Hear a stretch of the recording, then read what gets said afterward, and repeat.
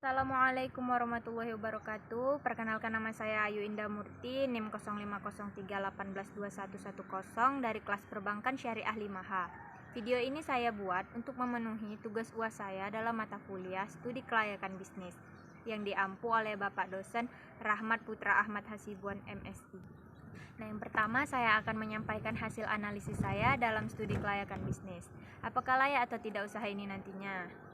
Nah, usaha apa yang akan saya jalankan?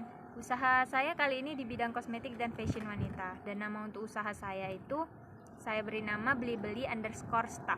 Dan boleh mampir di toko online-nya di Instagram dengan username yang sama. Baiklah, kali ini mari kita bahas latar belakangnya terlebih dahulu. Dari dulu perkembangan fashion dan kosmetik sudah berkembang, tetapi belum terlalu booming seperti saat ini. Di mana peminat kosmetik dan fashion itu sendiri, khususnya di Indonesia, melonjak naik dan bisa kita lihat banyak peminat, mulai dari anak-anak, remaja, hingga orang dewasa, mulai menyalurkan bakat dan kreativitasnya melalui fashion dan bermake up. Dan bisa kita lihat juga, fashion dan kosmetik ini sangat banyak disukai para kaum wanita, karena mungkin bisa ditemukan di mana saja dan banyak variasinya. Dan pentingnya untuk usaha ini, bagaimana cara menarik perhatian banyak konsumen? Nah, dengan cara memperbanyak atau memiliki beberapa koleksi model fashion dan kosmetik tersebut. Karena dalam usaha kosmetik dan fashion ini cukup menjanjikan keuntungannya. Nah, dalam usaha saya ini juga bisa membuka banyak cabang online melalui reseller atau orang yang menjualkan lagi produk saya dengan harga dan syarat-syarat yang ditambahkan sesuai kesepakatan bersama. Kemudian dalam usaha ini perlu sekali dilihat aspek-aspek penilaiannya. Aspek apa saja yang ada di dalamnya? Yang pertama itu aspek hukum.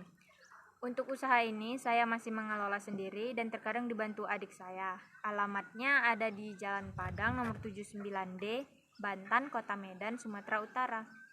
Dengan email belibelistaff15@gmail.com. Dan usaha ini rencananya akan saya buka dan beroperasi toko offline-nya dalam beberapa bulan ke depan nantinya. Dan untuk legalitasnya sendiri, saya akan melengkapi dokumen-dokumennya untuk mendukung berdirinya usaha ini dengan legalitas hukum seperti yang pertama itu ada SIUP atau Surat Izin Usaha Perdagangan, kemudian ada TDP atau Tanda Daftar Perusahaan, kemudian ada SKDP atau Surat Keterangan Domisili Perusahaan, dan yang terakhir itu ada NPWP atau Nomor Pokok Wajib Pajaknya. Kemudian ada aspek manajemen dan organisasi, di mana dalam struktur organisasinya ada saya sendiri sebagai pemiliknya. Kemudian nantinya akan ada di bawah saya itu bagian pemasaran atau promosi, kemudian bagian administrasi keuangan, bagian SDM, dan bagian operasional. Kemudian memiliki beberapa karyawan yang akan bekerja dalam bidangnya masing-masing. Dan perencanaan manajemennya atau planning dalam jangka panjang itu agar produk ini dapat diterima seluruh masyarakat sehingga dapat menembus pasaran nantinya. Dan dalam jangka menengah itu agar dapat meningkatkan produk pelayanan, inovasi, dan kreativitas. Dalam jangka pendeknya sendiri agar penjualan ini terus meningkat dan mendapatkan laba yang besar. Kemudian selanjutnya ada aspek pasar dan pemasaran, di mana dalam pemasaran ini ada beberapa bagian yang perlu diperhatikan, yaitu yang pertama pastinya harus memiliki produknya. Seperti misalnya saya jual ini dalam hal fashion, seperti baju, celana, jilbab, dan aksesoris sebagainya. Kemudian untuk kosmetik ada blush on, lipstick, maskara, dan sebagainya. Dengan kualitas yang bagus dan terjamin pastinya.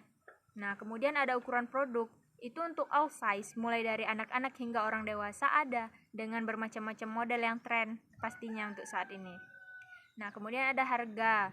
Tentunya udah dibuat sesuai dengan perhitungan, mulai dari yang paling rendah, misalnya kosmetik 5.000 per pieces, dan yang paling mahal itu 200.000 rupiah per piecesnya.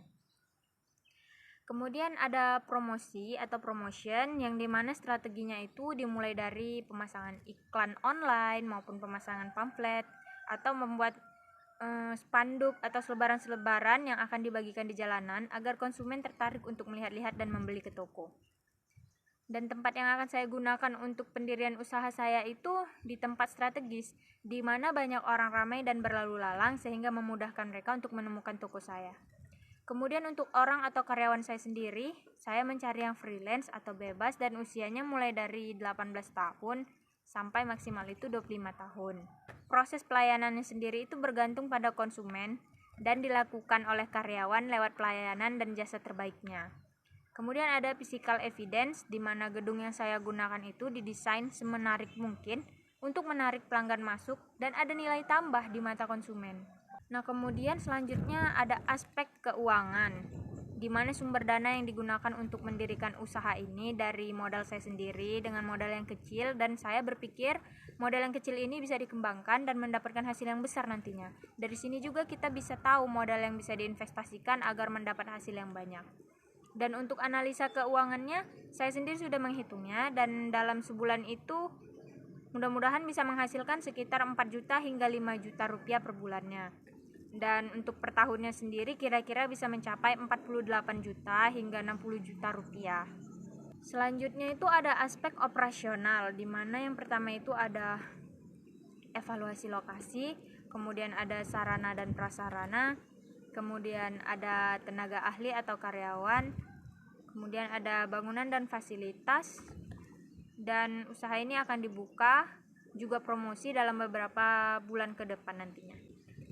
Aspek selanjutnya yaitu aspek ekonomi dan sosial, di mana dalam usaha ini aspek ekonominya terfokus di penyerapan tenaga kerja, kemudian menggunakan sumber daya lokal dan menumbuhkan industri dan menambah pendapatan nasional nantinya.